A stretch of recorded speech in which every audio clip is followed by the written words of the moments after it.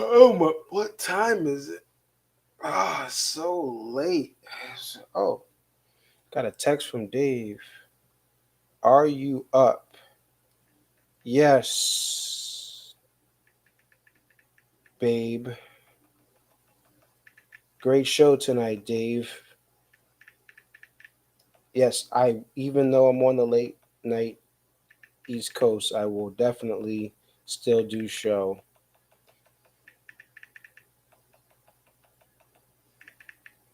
See you soon. Oh, we live. All right. Let's start this show. Miss my brother Carter and my brother Stefan a great deal, but I hope you understand that we did our best for you.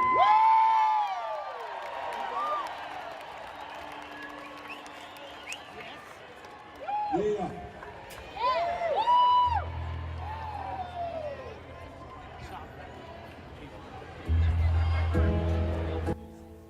In 2019 and 2021, your boy Conserviz34 was at both Labor Day weekends to enjoy the festivities. Unfortunately, I won't be able to make the trip in 2022, but I will be at the crib going extra hard for you guys to have a full weekend of coverage. I'll be tapping in with some of my friends on the scene, and we have a special Night Zero show that I'm going to go over in just a moment. So let's break down all of the amazing things you guys are going to get from this channel starting Thursday, September 1st, all the way through Sunday, September 4th. So for Thursday night, I want to announce for the first time I will have Henry from the Dave Matthews Band Almanac on at 8:30 Eastern, 5:30 Pacific in the evening. He's going to talk about the Almanac, and we're going to take some of your questions. So definitely message me on Twitter and on Instagram, Conserviz34, or put in the comments what questions you want me to ask Henry from the DMB Almanac, because it'll be a special show where we'll get some behind the scenes insight on the amazing catalog of DMB Setlists. Friday through Sunday, September 2nd through September 4th, every single night at 10:45 p.m. Pacific time, 1:45 p.m. Eastern time, I will have the Dave Matthews Band post-show streams. We'll be tapping into some people on the ground after they walk out of the show to see how they felt about the set list. And on Friday, of course, you guys can listen on SiriusXM Radio, Dave Matthews Band Radio Channel 30. So again, Thursday night, Night Zero, will have a special stream with a member of the DMB Almanac, Henry. Friday, Saturday, and Sunday of Labor Day weekend, you will get post-show streams, just as you've gotten the last couple of years of me being there on the ground. I won't be there in person, but I'll give you the best post-show stream experience that you're going to get. And again, if you're out on the lake, if you're away, if you're disconnecting from social media, when you come back Monday morning, you'll have access on my YouTube channel to all the amazing content of the weekend. We'll get chapters so you can select different parts of the streams to get exactly what you need if you don't have time to watch it all. YouTube Conserviz34. It's your boy Conserviz34. Tune in this Labor Day weekend 2022, and I look forward to seeing you guys there. Peace. There's a Grubhub man outside her door. Says take what you can from these 4 tacos. Make them as real as anything. Oh, it'll fill the hunger for the great light. But she says, please, you forgot the guacamole on the side. I live on the corner of my boyfriend just broke up with me. It feels like the end of the world. And there is cookie dough in the fridge, and she will eat it right out of the jar.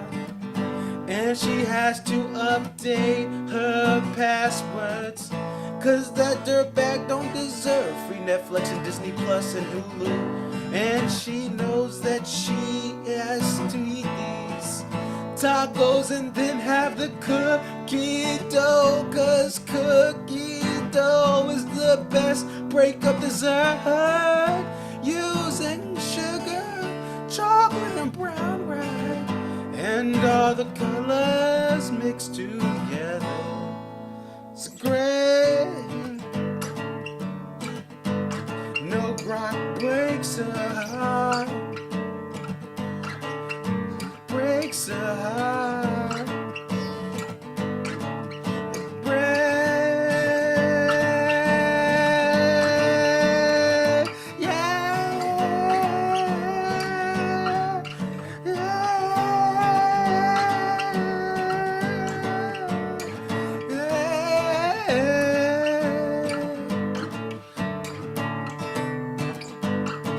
But for real, you forgot the guacamole? Come on, Grubhub. Come on, do better. Dude, we pay too much in delivery fees for you to forget the guac. It's not right.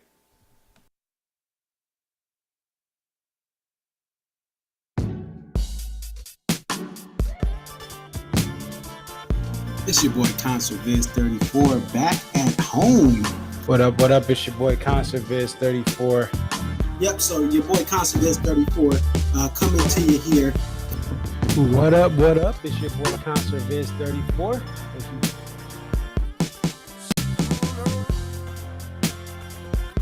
Aria. Okay, so this is Aria, and just tell us a little bit about yourself and about your love for the Dave Matthews Band. I've been a fan of the band since April 28, 1998, and if you recognize the date, that's when Before These Crowded Streets was released. Alpine is definitely a better venue than Summerfest, but we'll take it. I think I've been going to shows for about 20-something years. I always tell people, like, compare DMB to now to when I first started. And I got started, in my opinion, I feel like I got started late. Like, I was at the very end of the band's prime. I feel like that 03 to 06 was like the end of the prime. 07, 08 was like, you know, we're at the very end. And then when Roy passed. Dave really, this is the thing. Dave has put, Rashawn has been assigned the quarterback of this team. He is the coach, the play caller. He designs the jams. Dave just shows up and plays whatever he's going to play.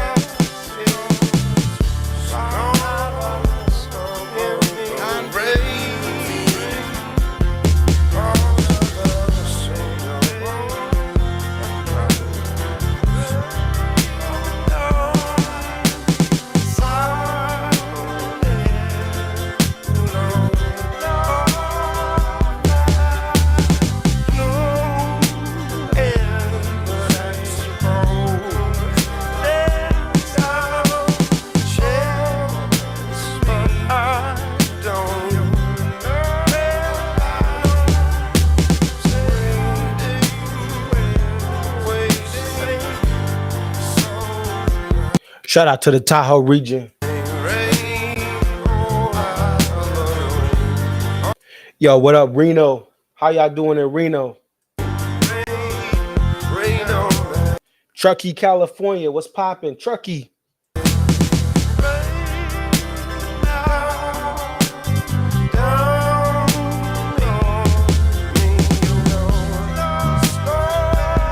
Stateline. How y'all doing in Stateline?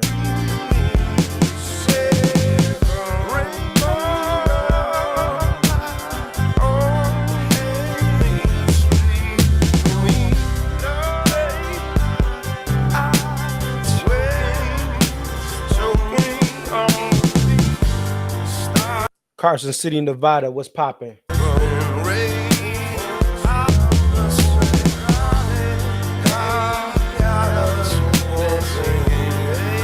Sacramento. I know y'all just a couple hours away. Sacramento, California. What up?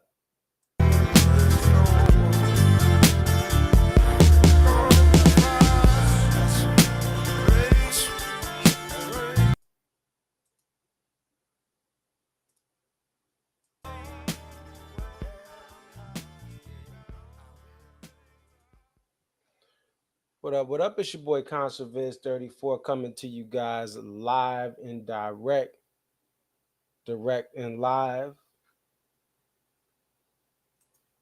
Let me pull up this set list here. Glad to have y'all in. Listen, y'all thought I was gonna go to sleep. Y'all thought, listen, I'm on the East Coast. I'm just gonna sleep. I got, like y'all thought I was just gonna. I'm gonna do it tomorrow morning. You what? Nah.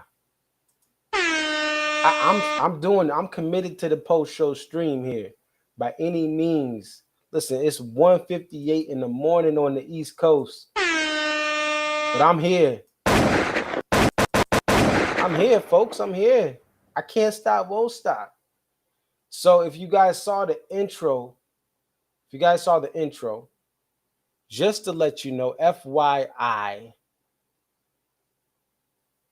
I take, Wednesday, no coverage, but Thursday, September 1st, Friday, September 2nd, Saturday, September 3rd, and Sunday, September 4th. I'm going to be in this thing, okay? I'm going to be in here, all right? Giving you guys coverage for the Gorge weekend. Convict music. And I hope you guys will join me. So, just to let you know, Thursday will be a special show with the Dave Matthews Band Almanac member Henry. So Thursday, September 1st, we're gonna have a special show, a Night Zero show, and we are going to have Henry from the DMB Almanac. If you have questions, you can hit me up, Conserviz34 on Twitter, on Instagram. Hit me up in the comments on this video, because any questions you have for one of the members of the DMB Almanac, we want to be able to answer them live on the show Thursday at 8:30 p.m. Eastern, 5:30 p.m. Pacific time. So that's going to be an earlier show for the West Coast. What time do I have to get up for tomorrow? A couple hours. I'm good though. Took a nap, woke up for this. And Mike, are you where are you? Mike, are you still in Alberta? Shout out to Mike. He is our Canadian pal. Met him at the Gorge last year, finally, but he's been following for a couple of years. Shout out to Mike. Been a loyal supporter of this channel. And Mike's going to be at the Gorge, and if you're not already there, safe travels to the Gorge for Mike. We got some things to talk about. I don't have anyone right now that's at the show. A pal who was supposed to be here not here, but they're in Stateline, Nevada. They were not able to make the trip last minute, so I don't have anyone from the show. Okay, Mike is still in Alberta, leaving early Thursday. Shout out to Mike. He's going to be heading down to the Gorge from Alberta. And shout out, y'all got Nazim Kadri. Mike is a Flames fan, Calgary Flames, and you got Kadri. He's a great dude. Overall great dude. And that's a good pickup for you guys. He'll definitely make that locker room better, and on and off the ice, man. Just did some big things in the Cup final and the playoffs as a whole. Battle through some injuries. So let's pull up this set list. So Thursday, again, just to remind you, Thursday, DMB Almanac. Friday, Saturday, Sunday, I will be doing my regular post-show streams. We got some big things popping with that. I will be having people on for sure from the Gorge. And we also will be sharing some segments. People are going to be sending me some video. And if you want to tag me, Instagram, tag me, Twitter. If you have any video you want me to share of you at the Gorge doing some awesome things, let us know. We're going to have a 2 Stephs segment for this upcoming weekend. They're going to be at the Gorge. Both the Stephanies from the Roundtable will be sharing video, and maybe they'll meet up and be hanging out. So stay tuned for that. We'll give you some behind the scenes Gorge campground access from them. So this is a show at a venue that's gotten DMB 5 times. This is a show that is right at the border. The Tahoe region of California is Lake Tahoe. Right there's Stateline, Nevada is right at the state line of Nevada. Lake Tahoe is a great recreational area during the summertime. It's one of the rare large sources of bodies of water, natural water, fresh water, in the in this region of the country. So that makes it a magnet for hanging out. And then part of it is in Nevada, part of it is in California. Stateline, if you could walk from this venue to California if you headed south, and you'd be in California right there. So it is right at the state line. It is a big emerge on US 50. US 50 travels through there. You have, just to give you guys aren't, if you guys are East Coasters, I know a lot of the fans are from the East Coast. This venue is about 2 hours from Sacramento. It's an hour or so from Reno, and it's about three hours from San Francisco, the Bay Area. Shout out to the Bay. If you're familiar with San Francisco, it's a couple hours, about 3 hours or so, plus traffic and tolls from the Bay Area. Ghost ride the whip. Shout out to E40. So we have this set. This is, for all cases, a set list that is a tune-up for the Gorge. The band played last in West Palm Beach. Those were makeup shows, and this is the only show before they actually hit the Gorge. This is different than last year, because last year they were playing in August. They had all those. This tour started later. This year they had some time off. They had a couple weeks off. They do the shows that were in. You have the shows that were in West Palm Beach.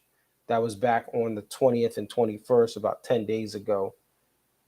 And then you have a 10-day break. You come back. You have one show on a Tuesday, and then on Friday you'll be at the Gorge.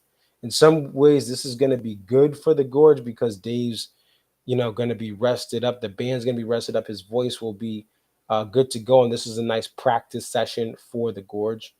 In other ways, they're going to be coming off some rust. They play, stop, they play, and stop. But the good thing is now the humidity is gone. They're not going to have that. Listen, West Palm Beach was very humid, and humidity does things to your voice, but also the wildfires do. So I do hope that the Gorge, I haven't checked recently, but I do hope that there isn't a lot of particles in the air from any potential wildfires out there, because that has impacted Dave's voice before. But you have this set list. The funny thing about this set list is, if you guys aren't familiar, not the corner of Great. Shout out to Corner Great Street too. They have a great podcast. They had a guest a couple weeks ago that was cool. But the pod that Jane likes, what was funny about this set list, shout out to Trish, and I love everyone out there at the pod that Jane likes. But Trish said if there was one thing that could go away from the band, it would be the Zeppelin covers, including the Stairway to Heaven and Watchtower. She said that's what she wanted to go away. And of course, Dave was probably watching that podcast and said, "Yo, I'm gonna play a Zeppelin cover to open." So we have our third Fool in the Rain open of the year to open up this show. I will say, listen, I know it's unconventional. I'd rather have a Fool in the Rain opener than that Girl Is You opener. That's just me. I would rather have a Fool in the Rain opener than a That Girl Is You opener. I'd rather have a Fool in the Rain opener than a When the World Ends opener, okay? So I know it's unconventional. I know it can be a little different, especially to open a show with a cover. But I actually don't mind this being played again as an opener versus the When the World Ends and the That Girl Is You.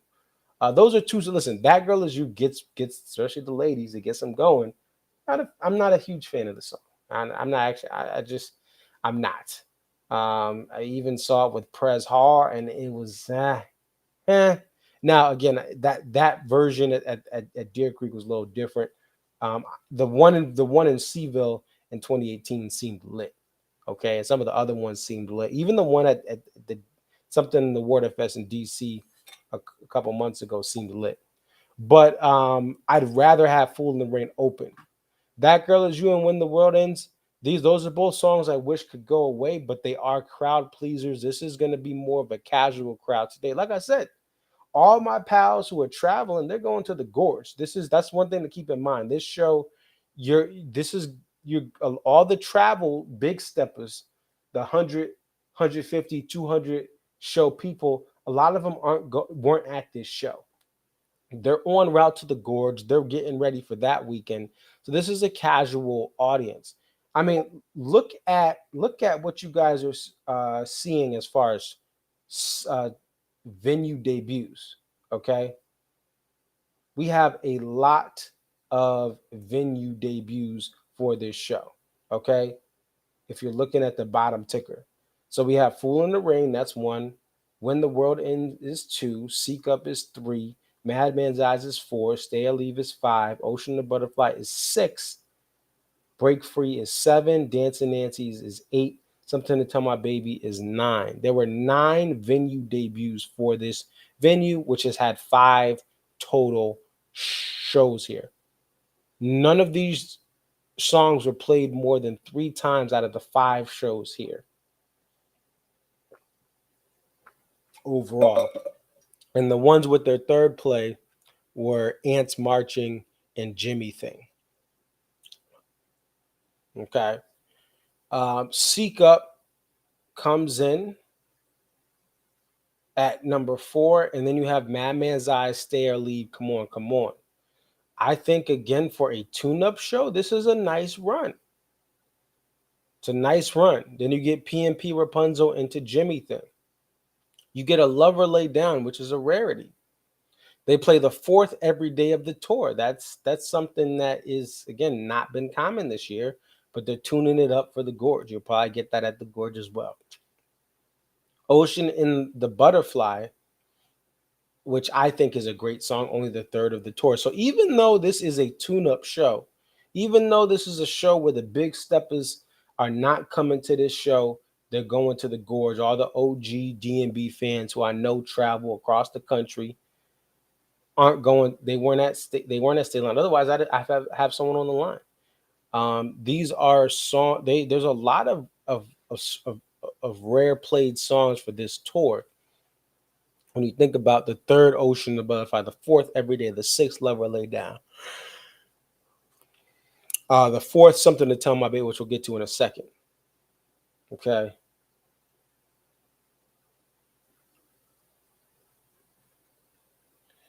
Pee Wee Herman says When the World Ends is a good song, but it's a little odd how it's sticking around, played 17 times. So yeah, and for me personally, like I've gotten it so much the last couple. Now you know what it is too. I think with the pandemic and all that other stuff, When the World Ends is just something that Dave's liking to play.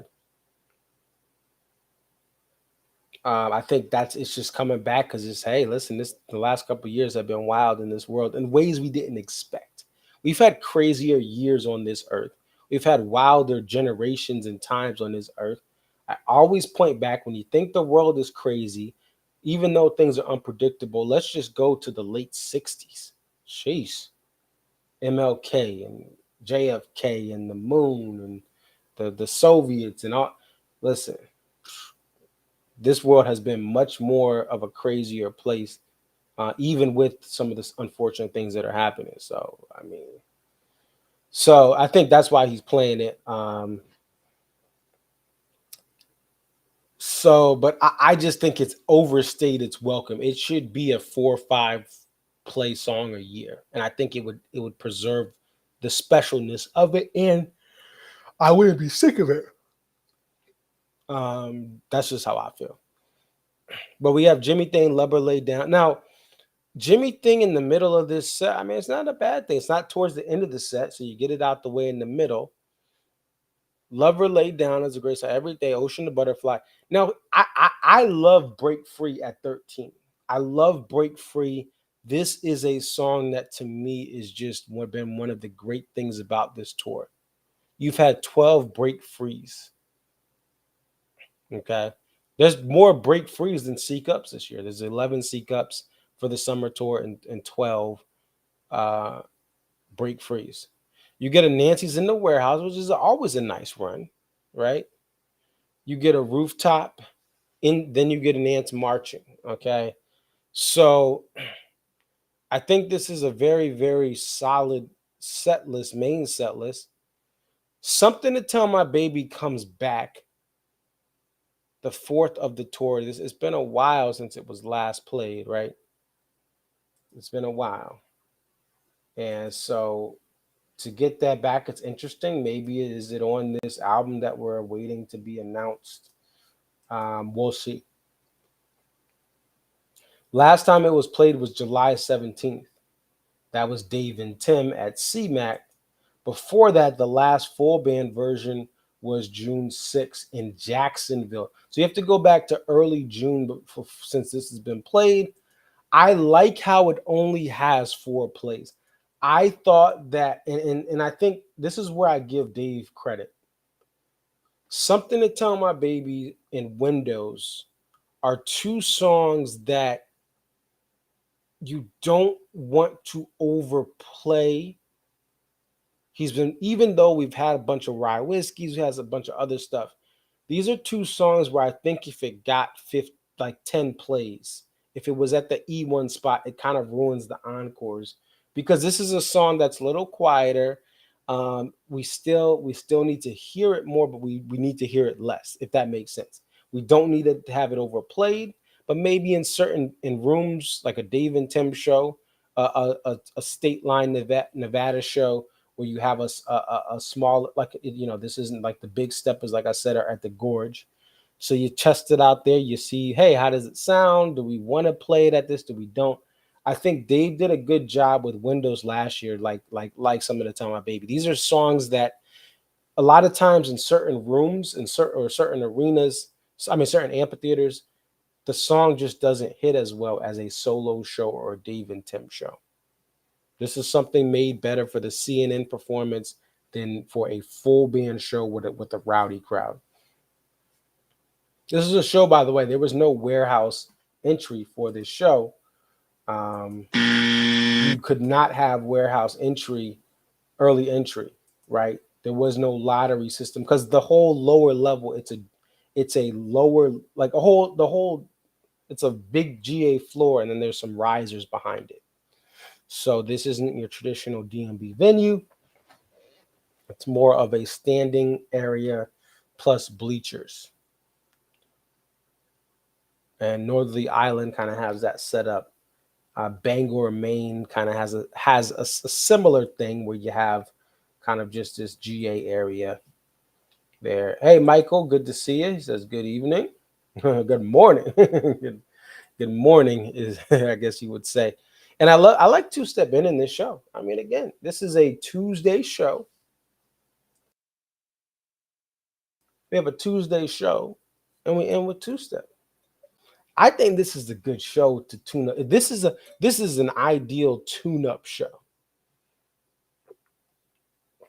Because again, you get your break frees, you get those deep cuts, right? You get a break free, you get a Fool in the Rain, which has only been played 6 times ever by the full band, right? You get your Lover Lay Down, you get a Nancy's in the Warehouse. This is, and the thing about this is, even though there's no Stone, there's no this, there's no that, you can say there isn't, but what they didn't play is just as important as what they did play. This is a nice spread of songs that feed across the fan base, and this fan base has a lot of different tastes, a lot of different desires. So we go to the song spread: 5 Under the Table and Dreaming, 4 Unreleased, 2 Before These Crowded Streets, 2 every day, 2 come tomorrow. Or one remember 2 things, 1 crash, 1 cover, 1 some devil, 1 away from the world. I like come on being like when I look at this, I see 2 come tomorrow songs. Like I said, I want come tomorrow to be 1 or done. And that girl, when you have a song like come on, and that girl is you, it only really feels like to me you're going like it's really like, oh, I got 1 come tomorrow song I have to kind of bear through, which is that girl is you. Although again, some people like that. Also, if you notice, and again, this is the power of no big whiskey. There's no big whiskey. This is awesome. Like that, this is where, and listen, Big Whiskey is a great album. I understand many of you guys love that album and you love some of the stuff live. To me, it just does not, it was so overplayed, even years after. My first year was 2012, and I'm still sick of some of these Big Whiskey songs. I got 7 at SPAC. That's the only time I need to hear 7 all year. That Girl Is You is close to the worst song in their catalog. It could be. I mean, like I think there are songs much worse. For instance, Plastic Girl was played at this show. I mean, at this venue a couple years ago. Remember? I mean, not Plastic Girl. Be Yourself. Oh, both of those songs are trash. Be Yourself was played at this venue a couple years ago. Big Whiskey is a classic, but the songs just, that is an album that is meant for the studio. And listen, I love Dive In. I don't mind Funny the Way It Is as much. It has slid down a little, and I do like Buddy's solo. I like the Mountain and Ocean, Winter, Bridge of Star, all that. Like that stuff's cool. But Big Whiskey is an album to me that is overplayed, and like because we get You and Me so much, and we get Why I Am. And listen, I understand it's a tribute to Roy. I just listen. The rock that I like from DMB is Fool to Think and What You Are, the everyday rock. I don't need to hear like here, I'll hear 7 once a year or once every other year. I'm good. It's a cool song in 7 time, 7, 8 time. But I don't need it every year or every a couple of times a year. Okay. What is it? Why I Am. Squirm is good, but again, I'd rather give me like when you close that album, it opens this set list up. And what we're gonna have again, I always am looking at set list flow.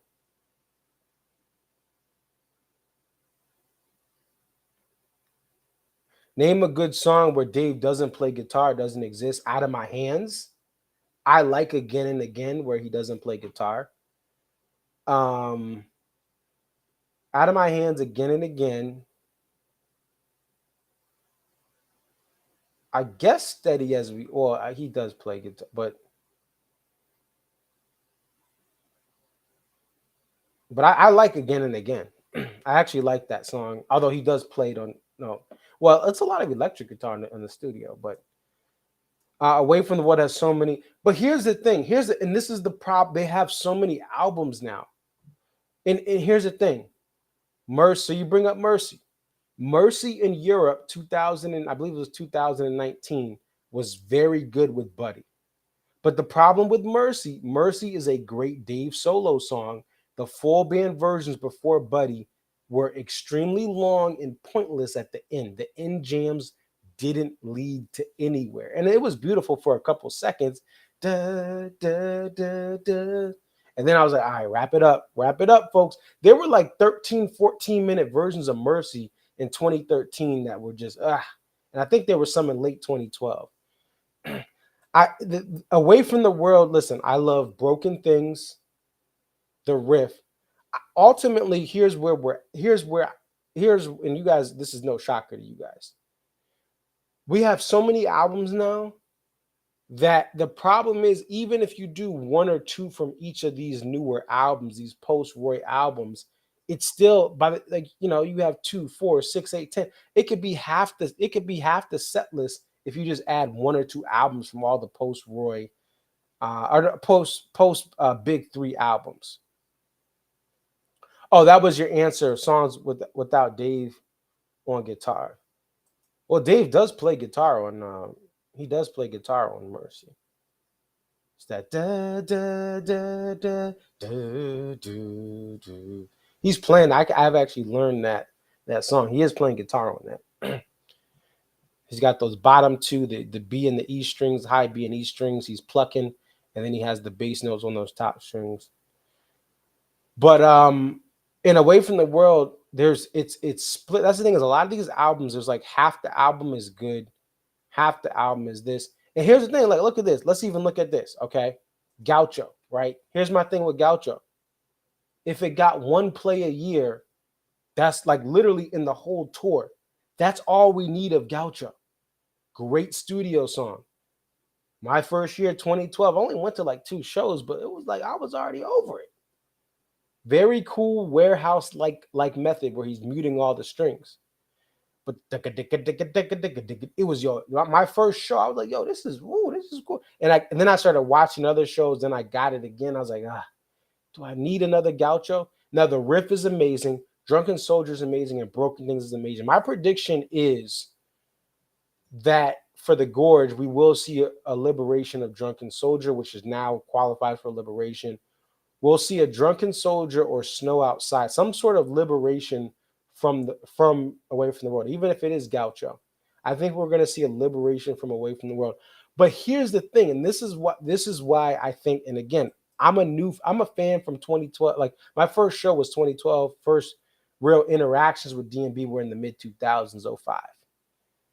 But my thing is this: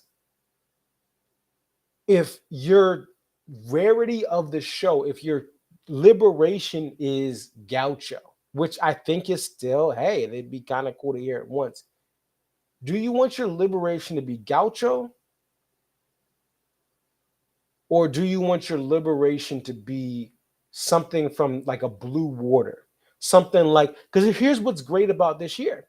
Break Free has come back, and Break For It has also come back. Let's go. I love those songs coming back. I would rather have those songs as special things that come back than, oh, we're going to play Gaucho again. Oh, we're going to play Mercy again, which I think would still sound great in this band. But when it comes to when you put some of the Away from the World gems head to head with a rarity from the Big Three era, from the Leroy Moore, Boyd Tinsley in his prime era, I would rather have something from that era. Michael says, and I love this. Michael says, I would love a surprise to be full DMB2. That's the thing. There is so much that this band can pull from. I would love Too High full band. I would love Trouble full band, Dodo full band. Even though I'm not going to be at the Gorge, I would love for you guys to be able to experience. Those of you who are heading out to the Gorge, this is the dilemma this band has, because now it has so many albums. And now we're going to have another album, which I do look forward to. Well, apparently, right? I do look forward to it. But for all we know, this new album could be half gold, half, We don't, there's no way to tell until it comes out. And this is the dilemma with what do you want? This is the dilemma with having a 3-night stand in, one of your special moments is going to be Gaucho comes back. Or one of your special moments is, Stand Up, the song, like Stand Up, the song. Oh, we're going to play Stand Up as one of the rarities. I know that was 05, and that's a long time ago. But these post-Busted Stuff albums have a lot of hits, and they have a lot of misses. And you have a lot of studio hits that are misses live. If Only is the perfect example. If Only is perfect for a movie. I've said this a bunch of times. But If Only is not made for the live setting, in my personal opinion. It does not hit. And I've gotten If Only, right? I've gotten it when it first came out. I got it, and I got it some years after it came out. It doesn't hit live like it hits in the studio. This is because after Busted Stuff, for the most part, Every Day actually was really that first album that you had a bunch of songs that were not road tested. right? Hunger for the I don't mind Hunger, but again, I would take a classic song to come back versus Hunger. I'll Let You Down, right? Versus Hunger to the Great Lake. But I actually don't mind Hunger that much.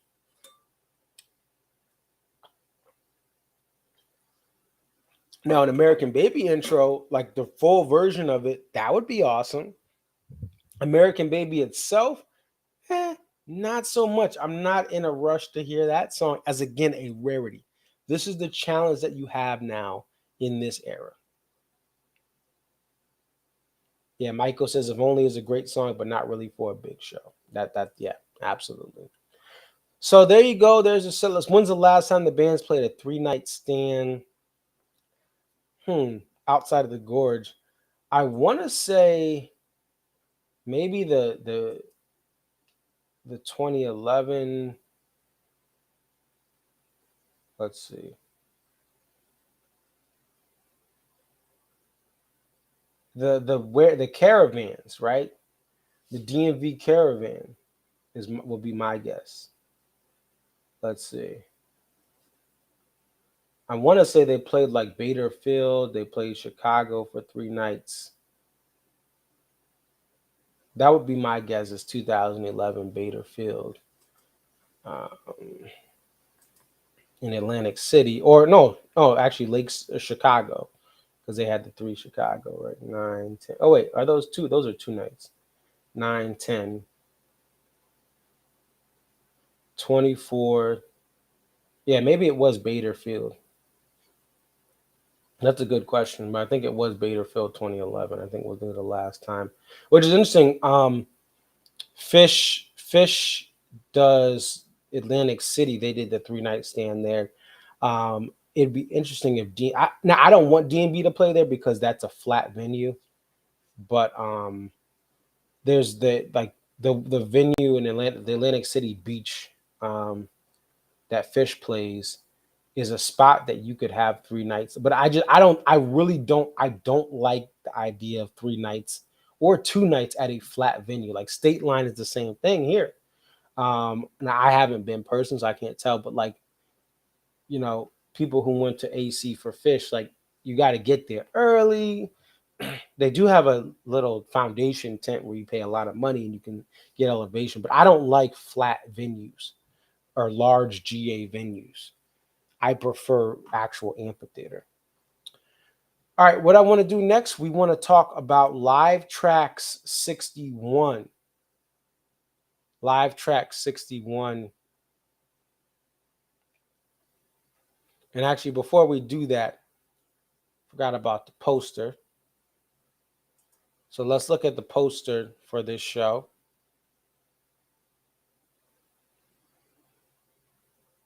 Let's see. Buddy Strong's already got some content up here.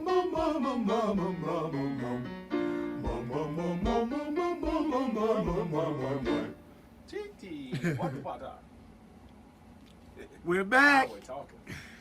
Yeah. Yeah, we back. Yeah. The brothers are back.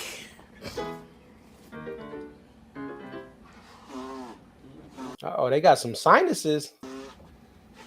What note is that, Rob? I did sneeze. What note? D.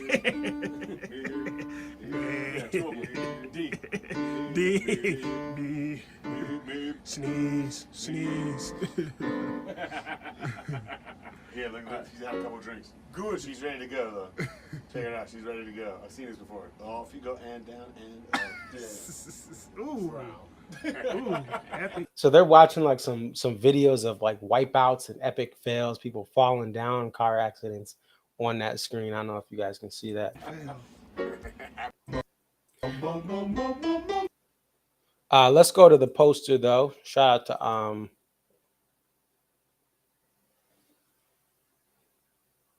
where is it? Y'all can see my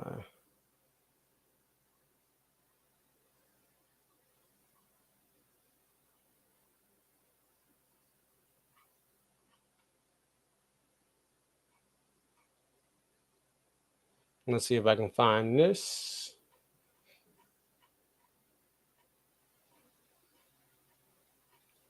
Where is it? Where is your boy tonight? I hope he is a gentleman. Know what I know. You are the last good thing about this part of town. Guys, I'm gonna find it. I'm gonna find it. Where is the post? Listen, we're gonna look for that Johnny Driscoll. Where is it? I'm like, guys, I'm gonna find the poster. Hang in there.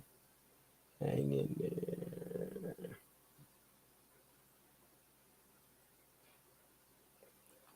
Oh, here it is. Tonight's poster. All right, so here's the poster. Kind of interesting. It's a, a woman with the head chopped off. But listen, I like this poster. Here's why. This is abstract.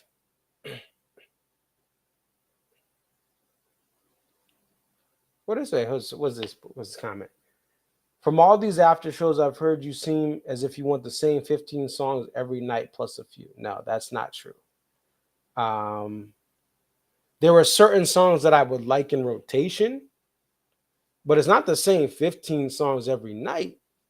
It's there's about 5 or 6 really, really good songs I would like in rotation that I like, I think are great songs, plus them going into a certain part of the catalog that they haven't played in a while. So, like I said, I could bring up every album. Like to me, the everyday stuff, What You Are, Fool to Think, If I Had It All, right? That type of stuff in rotation. We talk about Away from the World, the riff and Broken Things, right? That's not 15. Any Under the Table and Dreaming, Crash, Before These Crowded Streets, just pick from those albums every night. Pick a couple songs from those albums and rotate them, right? A lot of the unreleased stuff, the '04 songs, the '06 songs, it's not the same 15 songs. It's about having a quality because the band's only going to play a certain amount of songs. So I want them to have more bang for their buck. I want them to explore parts of the catalog. The Some Devil songs they haven't played in a while, Dodo, like Full Band. There are certain songs that I think should be staples that aren't staples, and there's songs that are staples right now that I think should take a nap, right? They need to go get thrown over the river in Hoboken. How you doing, huh? So, oh, so Stateline, it's been small, has seeded. Okay. It looks beautiful out there. But it's a GA area, you know. Which yeah, maybe one day I'll get out there, but I like elevation and slants and being able to see over, and I like having a seat or having a pit in the front. So, but this poster, what I like about it is you have a face, and it's very abstract and unique and different. It's definitely different, but to me it's a good different because I love the little fireflies and I love the nature, the trees just being real, not a cartoony tree. These trees look real. So you have the element of that like real kind of like not goofy cartoony stuff that we've gotten from some of these artists. So it looks very real, but you have that element of magic in it. So that is what I like about it. There's a little tattoo 222, right? There's a lot of different things about this that I like. And I think this is a really good poster, in my opinion. Some people think it looks weird, but you have abstract and you have nature. I believe the utilization of nature and skylines is incredibly important for making a good DMB poster. They have so many different iterations of posters. They tour every year, and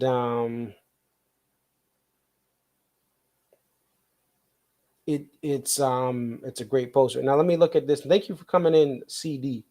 Truly, I feel alone. It has to do with the absence of Boyd. Sadly, I think that has anything to do with some songs being kind of down for the last 6 or so.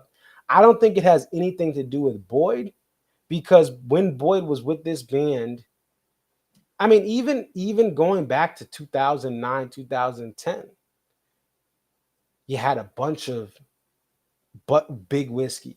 The issue is they have so much music, and this band is not Fish, and that's okay. They're not going to play out the catalog where there's limited repeats in a 3-week run. You can go 3 weeks of Fish, and maybe you'll start to see repeats.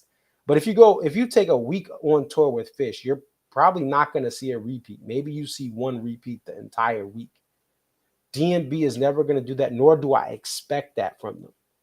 But I don't think it has anything to do with Boyd. Now, Buddy had to learn a bunch of songs, but they're still playing Can't Stop. Oh, you know what's great about this show? No Can't Stop, No Bayou.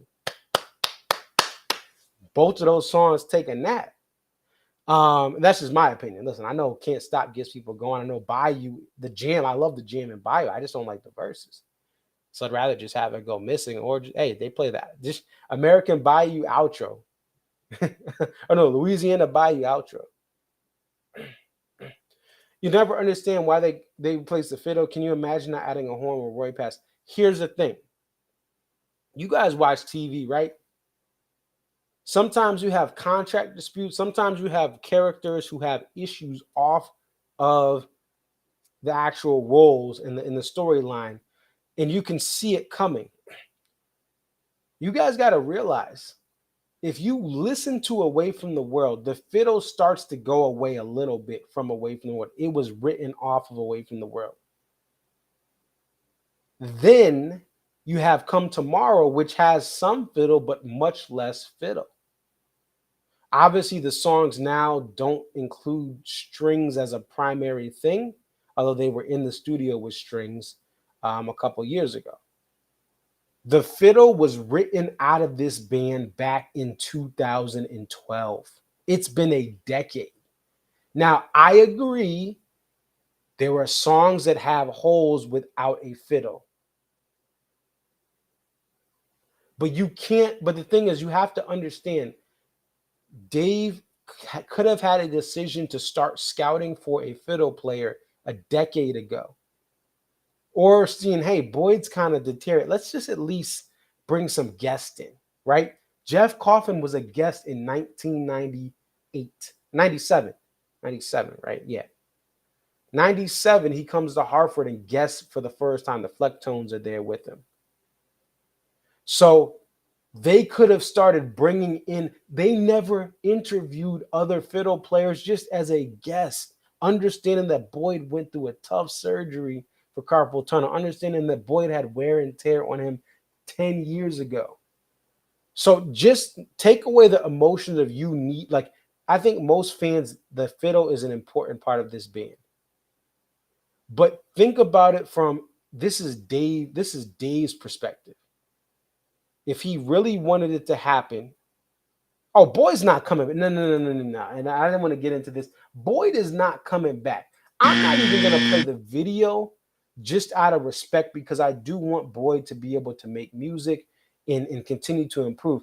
If you listen, my page has a video of Boyd playing the fiddle. He is nowhere near a position to tour night in and night out, not only with this band, but any band. And listen, I'm rooting for Boyd to get the reps in the live shows to be able to do some sort of whatever he wants to do with the music he's creating.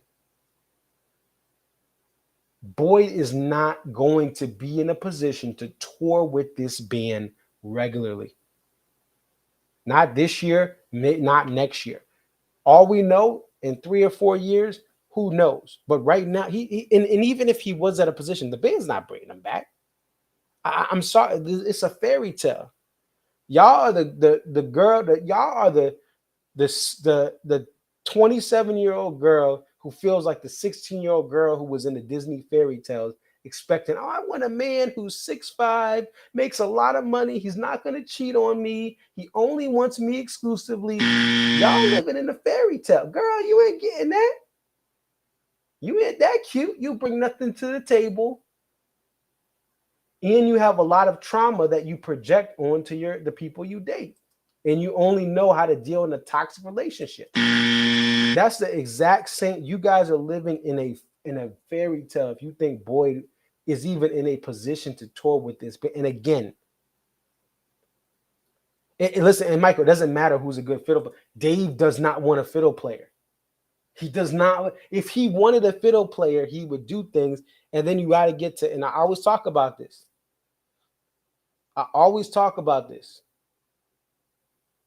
A fiddle player for DMB is not going to get a big check. You could say, you could argue the importance of, I'm not Andrew Taylor. I ain't that extreme. Okay. But you could argue the importance of the fiddle player, but that's the other thing. Who's cutting the check for the fiddle player? They're in a position where, listen, right now they need Buddy Strong. They cannot tour without. But now you may say, "Oh, we don't need a piano player." The morale. You just saw that video of Buddy with the band. Buddy has been a morale booster for.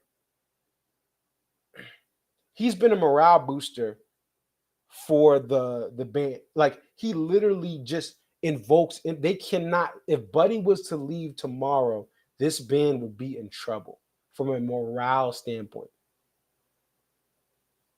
But I'm telling you, those Buddy Strong, Rashawn Ross, Jeff Coffin, they're not getting big checks from the, like, you guys got to understand, they're not getting big checks. A fiddle player, listen, if I'm a fiddle player, right? Now, listen, obviously, if you are in a cover band, and this is not a knock, because some of these DMB cover bands, they be knowing this material front to back. I be looking at like, y'all know this material, like, y'all sound like the band. Y'all sound like 95 DMB. I close my eyes, I almost feel, but you got to understand, the musicians that are on a caliber to tour with this band nonstop, they're going to get a bigger check from a country music band, because in those bands, the fiddle is more valued. And if you play in a country music band, you're going to be playing the same set every night. So, but it does, and people, none of this matters. You guys got to understand. Okay, think about, and listen, I'm just gonna say it. What do you think the reason was that Butch may have left? I'm gonna tell you, it's about that, right? It's about the money. You guys have to understand, you don't just join this band and make a sick lick money-wise. The core members make, just like any company, right? You can join Google, you can join Amazon. You ain't getting 200 racks at the delivery factor. No, it's not this, and it's not just this. It has to do. It wasn't just Ashley. It has to do. Some of it has to do with money, because other people was getting bread, and Butch. Well, I don't want to go into too much of that. Okay, but you guys have to understand. If you join Amazon, unless you have like extreme development experience, like if you're working in the there's a bunch of different stuff, but if you're working in the Amazon warehouse, you're not getting Jeff Bezos' salary or an executive salary by working in the Amazon warehouse. And you have to earn your money over time, and maybe you get some pay increases. Any band like DMB, when you are a guest, when you come in and you play, you do vocals, or you come in, you're not an original member and you cover a part for an original member, you're not getting that cash money like the core members. Most of the money is going to Dave, Stefan, and Carter. The rest of that money, yes, some of it is going to Jeff and Rashad. Listen, they have better lives than most Americans. I'm not saying they poor, but they are not getting the money. Listen, y'all see, who do y'all see in the airport?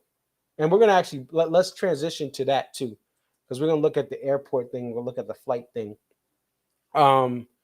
Who do you see in who are you likely to see in the airport for DMB? Jeff Coffin, Rashawn Ross, Buddy Strong.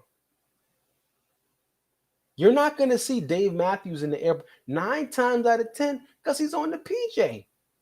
You're not going to see Carter. Now, you can see Carter in New York City chilling with his girl. Like they found him on the streets in the interview. That's because New York City is a city where it's like, because Manhattan is so tight, you see celebrities all the time. In LA, because LA is the way it is, you're going to see celebrities all the time. But you are not catching Dave or Carter in the airport because they fly in the PJ. Stefan, you're not going to really see Stefan in the airport because he's flying the P. There is a difference between being a core member and being someone who's filling a spot. And that's life. That is life. And you could be like, oh, it should be equal. It should be. Yes, ideally, in the perfect world, everyone gets paid the same way. That's not how it works. If you're on the Golden State Warriors and you're a bench player, you're not getting Steph Curry money. Now, you could listen. The Warriors have some great young players who arguably are helping Steph as he ages, Draymond as he ages, to get to championships, and they just won a title. But the reason people are coming out, they're not coming out to see Jeff Coffin or Rashawn Ross. If there's no Dave Matthews and there's no Carter Beauford, the attendance drops sharply. Yeah, Jeff and Rashawn are flying private, but that's when they're with the band. They're taking that flight. So does Buddy. That's the thing is it's okay. So when West Palm Beach ends, right? Because even Jeff this week posted a picture in TSA pre-check in Nashville. Dave is not touching any commercial flights to get to Tahoe, but Jeff is going to catch a flight commercially to get somewhere to then meet up with the band, and maybe then he flies the PJ. And listen, and this is what we want to let's transition to this, because this is the next topic that and listen, like I said, I understand. I get the fiddle. But that's the way it is. They just don't seem. I think it makes sense to have a fiddle. Let's see where.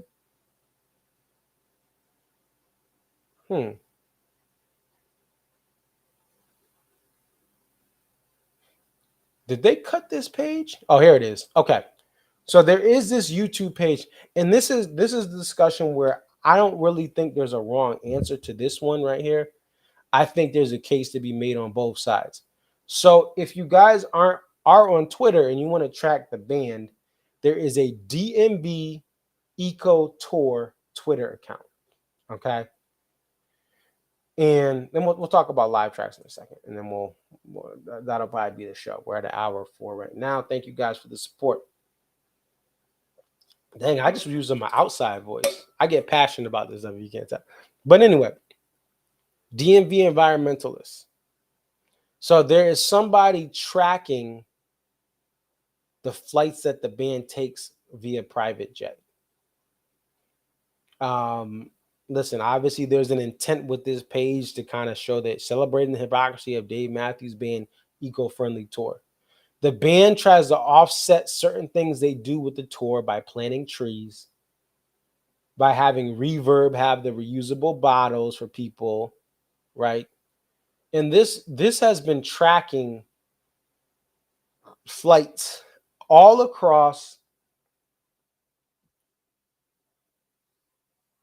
the band's tour that are private jets. Now, me personally, I don't get outraged by the band taking private jets.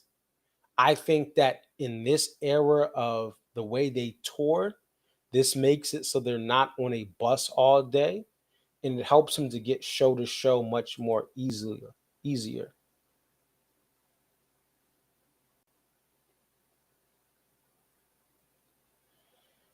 And also they have families, they have things that come up. They do want to do everything they can to be there. And that's why I won't knock. Now, here's the thing. For instance, you're going to see, let's go to Camden. This is a flight from Guilford, New Hampshire area to Camden. So you have one private flight. Look, you're going to see this, right? One private flight, 7:15 and 7:16, 22 shows in Camden, New Jersey. So they're flying from Guilford, New Hampshire to Camden. And it's showing approximate, these are the approximate, based on, you could track these flights. They did this with Elon Musk's jet, right? That's what really started this on Twitter.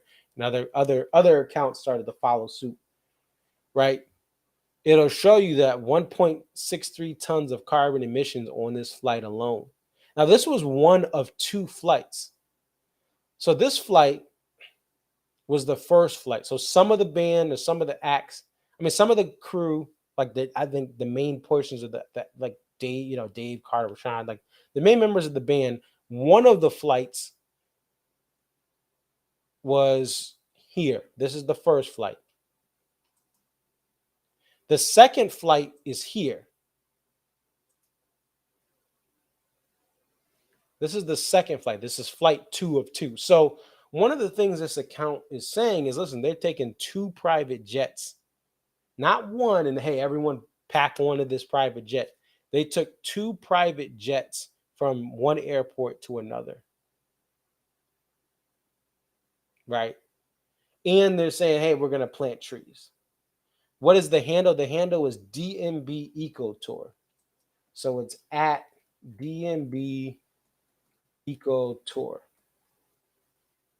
Now, here's the thing. Like I said, I have no issue with them flying private jets. In my opinion, they work hard. They've earned the right to this. This is how they spend their money. And it helps them to do more shows. I think if they're on the road and they have to take buses and a bus breaks down or something, you're more likely, for all the money we pay, I want them to be at the show, family. I want them to be there. Now, some of these flights, like for instance, they go to Hartford to DC. This is back in June, right? And these are all the flights. You could look at them on your own time. But like for instance, they played Hartford on Saturday. On Sunday, they played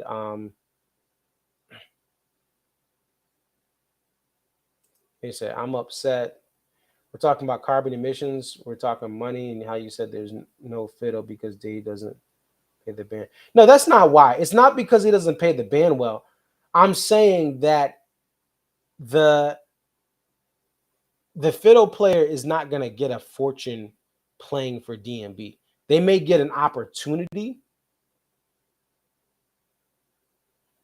Well, yeah, it's not the reason I'm a fiddle. I'm just saying that that's going to take, like, if you're a fiddle player and you have, now some people are going to say, listen, I'll the promo of DMB, I'll be the fiddle player. Right. And I know, yes, I'll gladly take $50K a night to play a fiddle, but that may not be the split. I don't know the money, but the thing is, there's a drastic difference between, and then the other thing is too, if you hop on to DMB now, you only have another 10 years maybe. But if you hop on to some young country act, you start there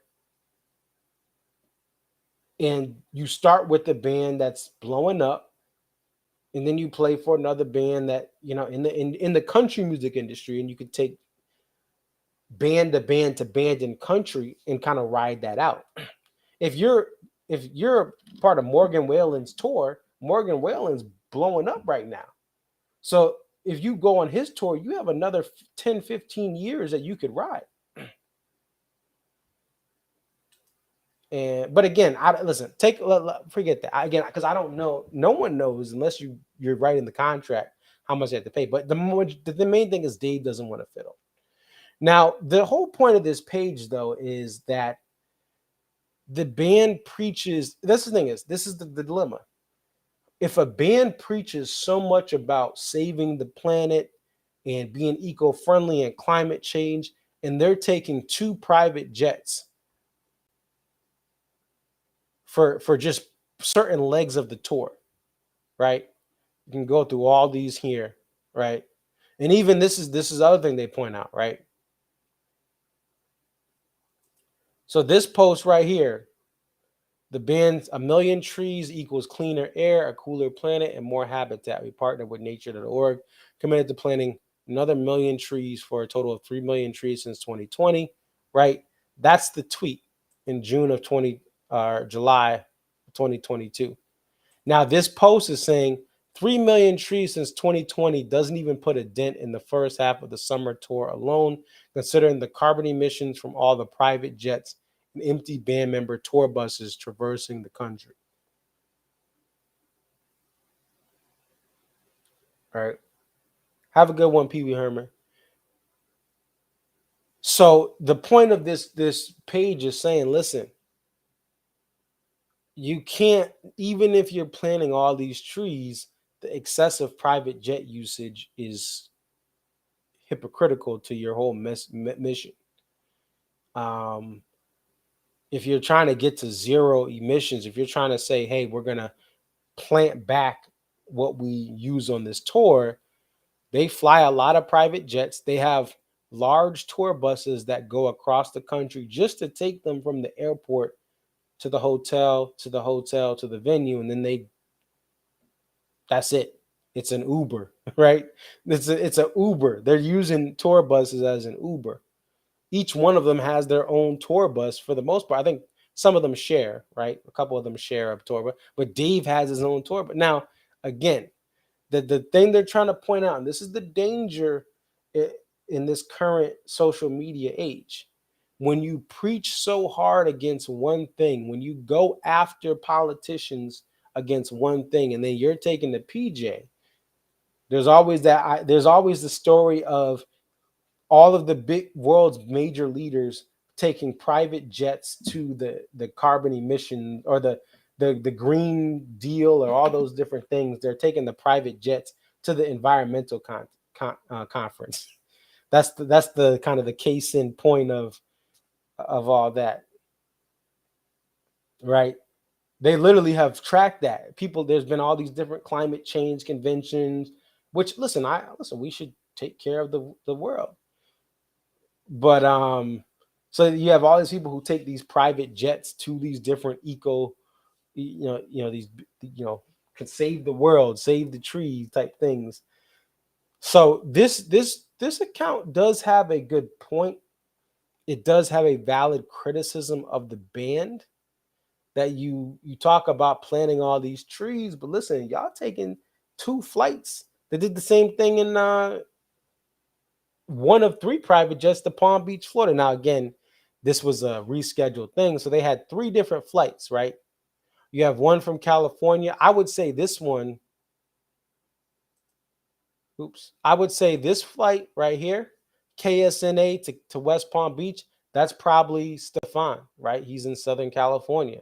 So that's probably Stefan, right? That's flight number 1. Flight number 2 is Dave and Carter.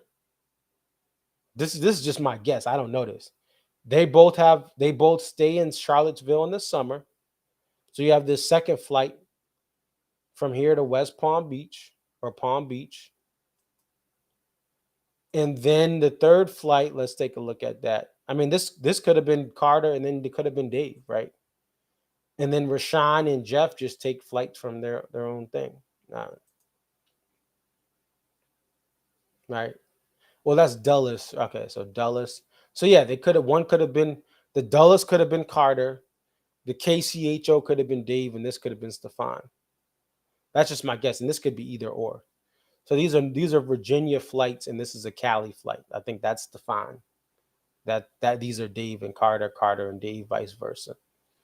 So yeah, so that's what. Listen, it's up to you, and let me know what you guys think. You think it's fair? You think it's foul? Let me know. There's a lot of different flights, but I understand them using private jets, especially you got family, you got kids going to college, you got kids that are in high school, and you want to have ease of travel. You're a public figure that, like Dave at an airport, would get mobbed. At taking a commercial flight would be mobbed. You have to pay for security. You're inconvenient, which would even inconvenience the airport almost. So you take that private charter flight, for Dave, for Carter. They're big. Jeff and Rashawn, like most people aren't going to notice them in the airport as far as the average Joe. The diehard fans who may notice them, but the average Joe may, yeah, oh hey, you're in Dave Matthews. No, they're not going to know that.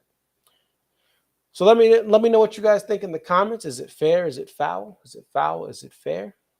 Is it too many flights? Should they take less flights? They just had a flight. These are new. Oh, in Truckee, California. Okay. So this is up to date. This is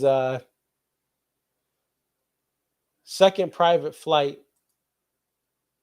Looks like private flight after show. Yeah, and you guys can see that because there's also Dave did a solo show with Trey Anastasio band, Trey Anastasio from Fish. And so he's coming from Montana. That's what this one is right here. Someone paid some big money, and I guess he's part of the Sackler family. That I don't want to get too much into that, but y'all can follow this page and look it up. I don't want to take too much of y'all time talking about this stuff. We want to be happy. The Gorge is coming up, yay! But there you go. So live tracks. We have our first 2005 live tracks. Yeah, private show in Montana. Private show in Montana. Someone from tied to the Sackler family. And again, look that up. I ain't gonna go into that for the sake of the algorithm. And they allegedly played waste. People are trying to get that set list, Fish fans and the almanac. So this is the first live tracks. Live track 61. Live track 61 is the first live tracks from 2005. Now we have Weekend on the Rocks. We have some other releases from the warehouse discs, but this is the first live tracks from 2005. This tour is heralded. It's known as a tour people roll their eyes at because some of the stand-up songs at this time were not well received. Some of them even now are not, like Stand Up For It, and not a song I won in the set list, but some of them, like Hunger for the Great Light, have aged better. American Baby Intro has always been a great song. American Baby, over the years, some people have warmed up to it. Bayou, people like it, people hate it. I'm one of the people, I don't like it, but people love this song. So it has aged in a way. What You Might Die Trying has aged very well. So this is the first show, live track 61, that we have from 2005. Now, a couple of things here. The fact that this is a 05 show and not like a legendary, oh, we've been waiting for this 2001 or 2004 or the John Mayer 2007 show to be released, because this is not a release that people had known about and said we're waiting our whole lives to get. This brings hope that maybe there's an album that'll be announced. You're not going to have a heralded live tracks that fans have been waiting for and then release an album a couple months later. It still is a solid set. That What You Are in the E2, You Might Die Trying in the E1, American Baby Intro, Granny, right? Say Goodbye being in there. After Warehouse, you have the Norwegian Wood instrumental. And Steady As We Go is a good song. I don't mind that from Stand Up. But it's not an all-time show. So that makes me believe that we are going to get some sort of album here. So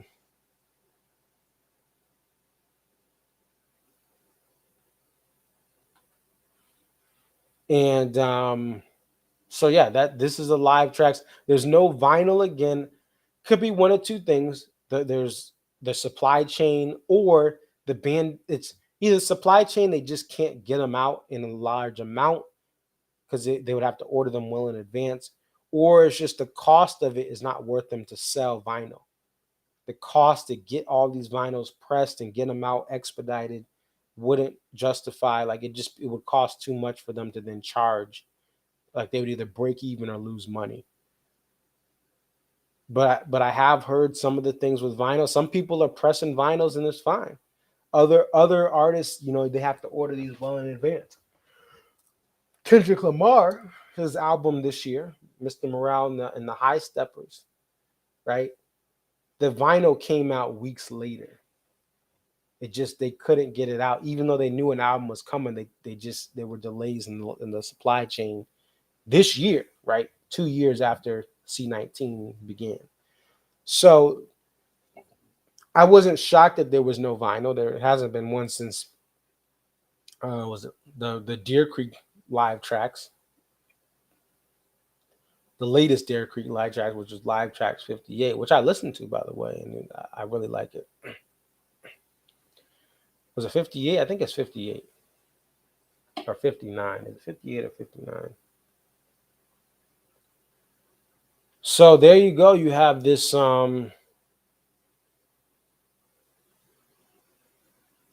you have this live tracks. You guys can get it. It ships on September 27th if you buy a physical CD package.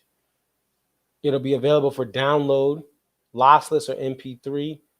It'll be available for download on September 30th. So you could almost rule out there's not going to be a new album announcement until mid to late September. I think they're going to let this breathe and then they make an announcement. Now, there is some new information for the tour. I want to caution, if you're watching this, I want to caution you, these are rumored tour dates. Now, I have a little trouble believing this, and the person who posted this on antsmarching.org, looks like they had an account, it was banned, and then they made a new account, and maybe it was banned for the wrong reason. I don't know. I'm going to put this on the ticker, but I'm very skeptical of a couple of these dates, okay? If you guys see this on the ticker, so the rumored fall tour dates, Vancouver, November 2nd, Seattle, November 3rd. I could see them doing a Seattle show. I'm not sure I'm fully sold that that's going to be the case, but I mean, obviously they have the Climate Pledge Arena is a world-class arena for concerts from what they've had so far.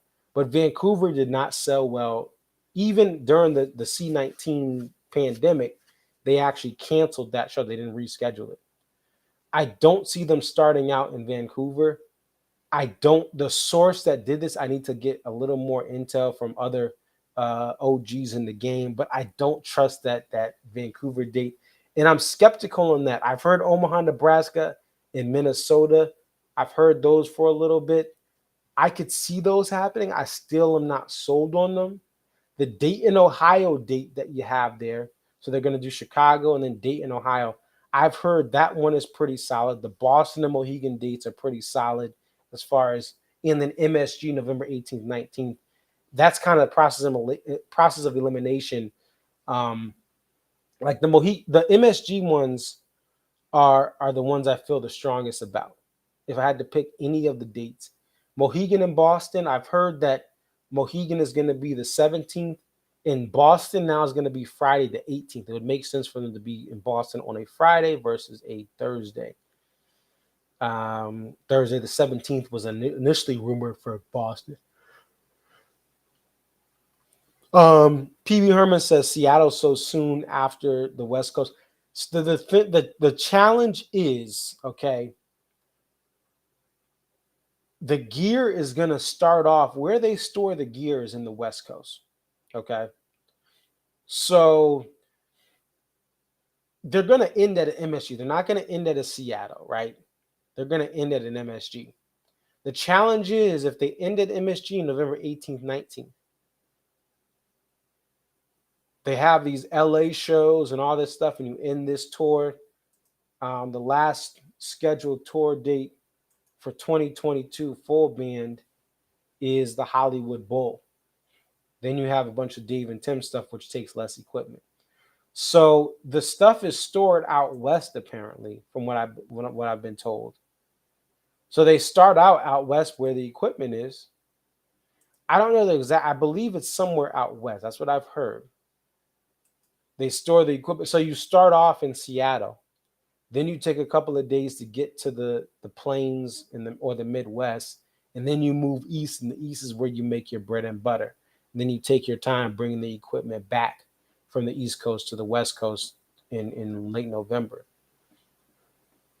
So they would have to start in, if they were to do shows in the West Coast, it would be at the beginning of the tour. They could do it at the end if they really wanted to, but I think they want to end Mohegan. Like Mohegan's son, I mean, not Mohegan, MSG, like it's great to end the tour around in the East Coast. I've heard there's 2 sources that are saying no Seaville. I'm confident in that. Those, like, that there's 2 sources.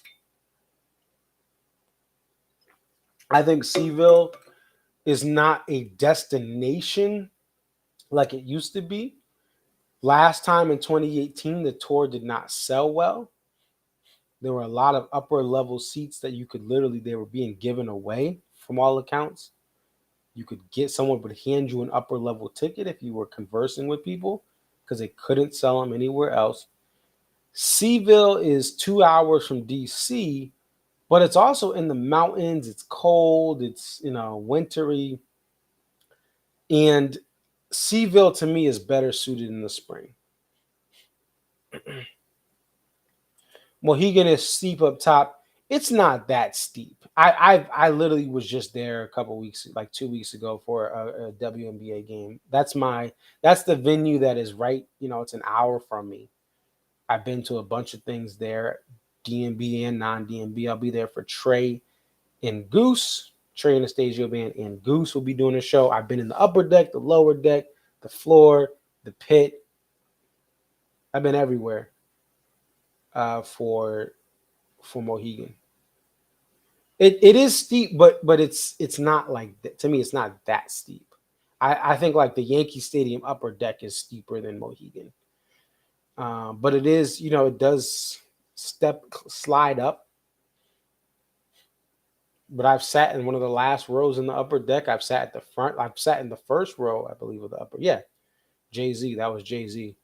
I was first row for Jay-Z in the upper deck for that. So I've sat everywhere there. I still don't believe that Vancouver date, and the source there to me is I need to get more intel. They could be right, but I don't know. I just don't believe. But the Dayton show, the Mohegan Boston shows, and MSG shows are the ones I feel the most confident about. And there could be other shows in between here. Overall, I know people want these tour dates. Oh, I want them now. Like people were talking about on this is sources from antsmarching.org. Shout out to them. And the platform they allow people to put information on, and all the people who get information. Someone was talking today about, oh, they should play Nashville and da-da-da-da. I'm like, yo, like this band has a certain rhyme and reason, and Dave and crew don't seem to. I think they allow management to make the calls. Management has data, statistics, social media information. Live Nation shares information when the promoters are doing their research. There's so much data out there for markets to where you can kind of predict what will happen. That's why even with the different pricing tiers and all that other stuff that's going on, that's why they really nail it very well. When you go to shows, and even if it seems like, oh, these prices are expensive, they still nail. Like when you go to a show nowadays, typically it's going to almost be sold out for the most part. There's exceptions, but most of these arena shows are some way or another. They just know how to, the data and statistics of where to go. Obviously, like there's been issues with Seaville in the past. Columbus last year, there was some uppers that you could buy, but the data, the algorithm, all the stuff they use with the tech to predict it. If you're you could be in a city like Nashville, but DMB is not like Nashville doesn't have DMB fans like that. My boy John Dix is in the Nashville metro in Tennessee, but he's one of the few P's an exception. So I understand people want Detroit and people want, like I'll shout out to people on Discord. They want Detroit. They want what was some other show? So I think Chicago get it, but they want, oh, they should come to Detroit. They should come to Cleveland, Nashville. I know Pittsburgh's a big one. Oh, they need to come out to Pittsburgh. But what the band is doing is they are going to different markets. They're going to different markets where they can get a bunch of different people to drive in, which are all within a 2-hour radius. And let me just show you guys just real quick, and then we'll wrap up the show. Thank you guys for the support. And night zero, we'll have some more discussions night zero. But even just this, like, look at Nashville here, okay? Nashville, Tennessee. Like, the thing about and this is why, look at, so we have Nashville and Huntsville, if you guys can see there, right? The reason the Orion Amphitheater is chosen this summer versus Nashville is because Huntsville was en route to Atlanta. It's en route, Brandon, Mississippi. You come up and it's right, they were doing the coast. A city like Nashville, to its west, you got Little Rock, Arkansas. If you keep driving, Memphis, Tennessee, there's nothing west of Nashville that is DMB like friendly. North, you have Kentucky. Kentucky is not a DMB nation state. And you go east and you have Knoxville in the mountains. And yes, you have Charlotte on the other side of the Appalachian Mountains. Or the blue, those are the Blue Mountains? What are they called? Anyway, the point is, it's part of the Appalachian, I believe.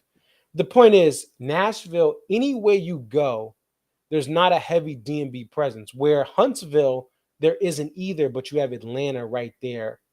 You have Birmingham, like you can get to the Gulf Coast where DMB plays, Orange Beach or Brandon, Mississippi, right? So a city like Nashville just isn't connected to the DMB train.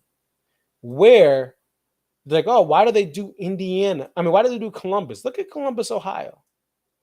You got your Blossom fans to the north. You got your Pittsburgh fans to the east. And you have your Deer Creek fans to the west. Cincinnati and Riverbend is southwest. So the reason they'll do a Columbus or look at Dayton, Ohio. Look at Dayton, Ohio. You have Cincinnati to the south, and you have your Deer Creek folk to the west. And you still have, Michigan folks will fly in. Pittsburgh folks can take a quick flight or they can drive. So there's a reason why they pick some of these. There's a reason why they pick some of these markets like a Dayton, Ohio, but they won't pick a Nashville. Because in Chicago, right? Chicago is the biggest city in the Midwest. So you have your Alpine folks, your Milwaukee folks up here. Your Chicago suburbs are crazy with DMB. I know Chicago said a few heard Chicago is special. I think they've gotten some. Wrigley's got some good shows. It just depends on what you're looking for. But Chicago is en route. I-90 takes you through to the Eastern Corridor. There's a rumored Buffalo show that's been up there. Haven't gotten any sort of placement, but you can go from Chicago to Buffalo. And then you go to Albany.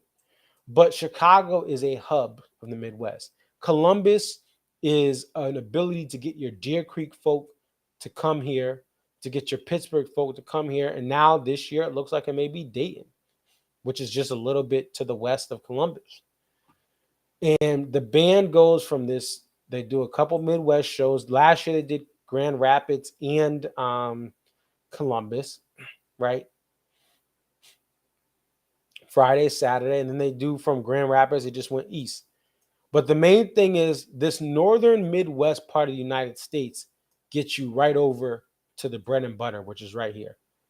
The highest concentration of DMB fans is from New Hampshire. I would really just say the Boston area and the Boston Metro up to New Hampshire, all the way across to Albany and Syracuse, all the way down to about Philadelphia. There's fans in Maryland too, and Virginia. But Philly to Boston to Syracuse, Albany area is like a little triangle of the highest concentration of DMB fans in the country. Plain and simple. plain and simple. And year-round fans, like I said, they don't play Indy in the winter for a reason. Indy is a big summertime venue because everyone is able to travel 6-7 hours without snow. So in the summer, the winter, no matter what time of year, they can play a show in Boston, in Albany, in Syracuse, in Philly, in DC, in New York City, and you will get a crowd there. And this is just the touring logistics 101. This is why their bread and butter and all these places are close. Mohegan Sun is over here in this southeastern Connecticut. Boston is right up here. You take 95 right up there. You can take 95 down to New York City, down from New York City to Philly, to DC. You can do a lot of different things in this little corridor. And that's why this is the bread and butter of fall and winter tours. That's just the way it is. That's why the West Coast is so much more spread out. But the East Coast, this is why we get this stuff. It's why we get this stuff, is because that's how it's ran. So just wanted to break that down. And a lot of this stuff is, again, they're using algorithms. The winter tours are all about being economic, right? And we'll see what the DMB flight tracker says for that. But I don't believe they take as many private jets for the winter tour. I think they just take the tour. I mean, they're just so close. New York City to Mohegan is a very short drive. I mean, you can't even take a flight, go up and down. It's a 5-minute, a 10, 15-minute flight. And most of that is just taking off and landing. So these tour dates, take it with a grain of salt. I'm skeptical on the Vancouver. I would think Toronto before you even consider Vancouver. But that's just how I feel. We'll see. The tour dates will come out. Stay tuned this Thursday. Like I said, this Thursday, which is now going to be about just over 24 hours from now, I'll be back on. Well, not just over there. So Thursday, 8:30 Eastern, I will be on for our Night Zero Gorge coverage. Thank you guys for coming in. Share this with friends. And let's see. See if we can. Give me 1 second here.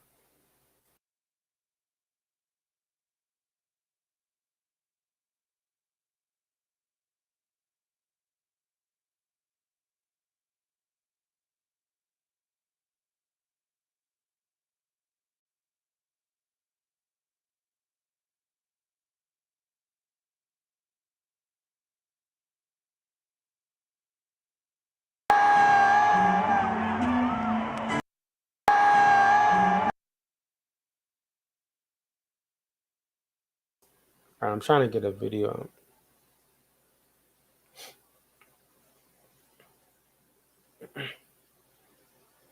Does DMB own their own jets? I'm not sure if DMB owns their own charters. There's just a way. Some people just know. There's a way where you can track any private charter flight.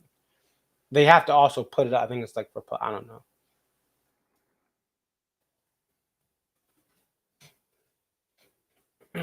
Trying to get a good version of Granny.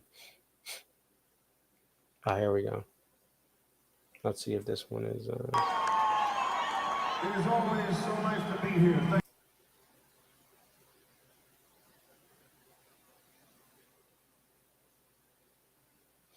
All right, we're gonna get this one up. So many of you guys may have heard.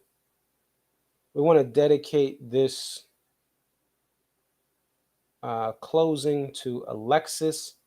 Alexis was in West Palm Beach. She was battling. I don't know the latest. I know that she's been courageous in her fight with cancer. And she got to meet the band because what's awesome about this community, her father posted in Ants Marching, right? Her father posted in antsmarching.org. The word got out. Let's see if I can Alexis Strong. I'm trying to put this up here. There it is.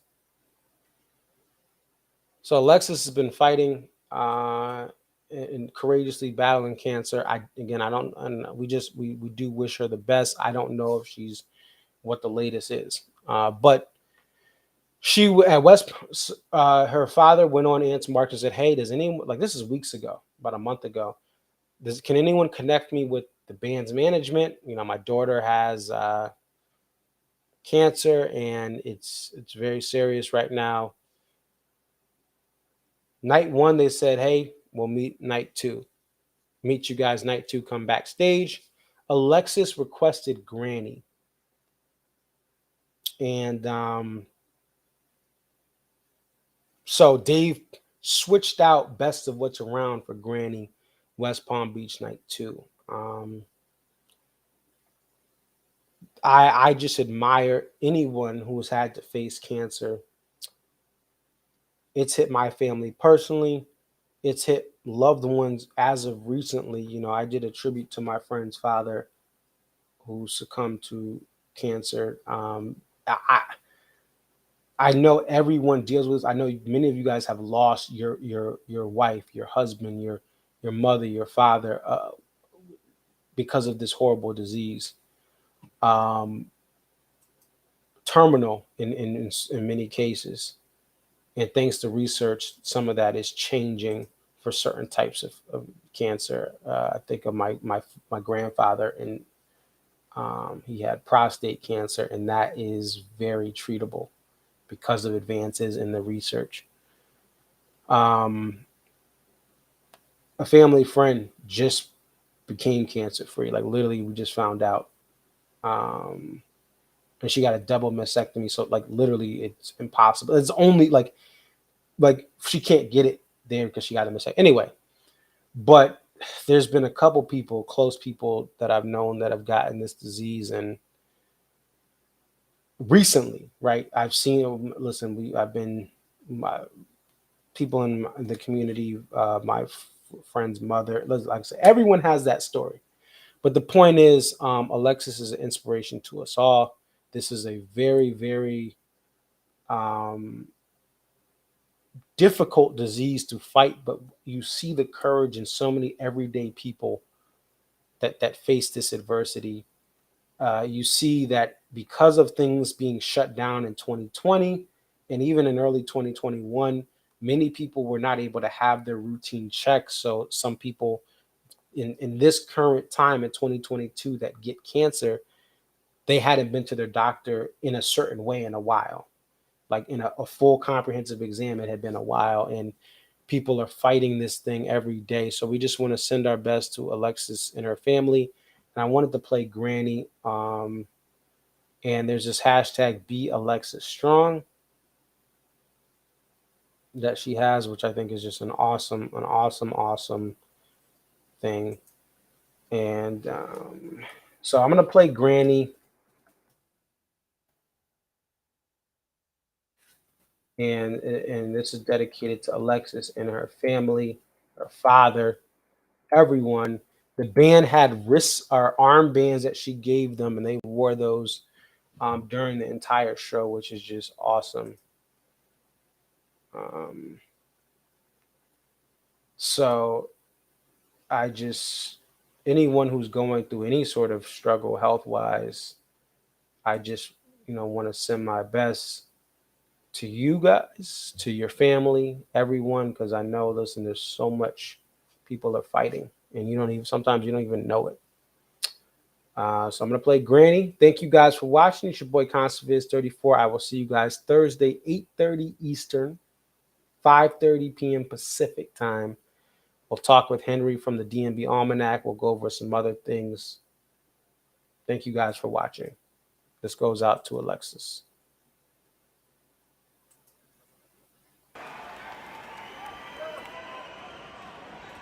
You may notice that we are missing one of our family. Up here, Tim, he tested positive yesterday, so he's having a little break. But he sends his love.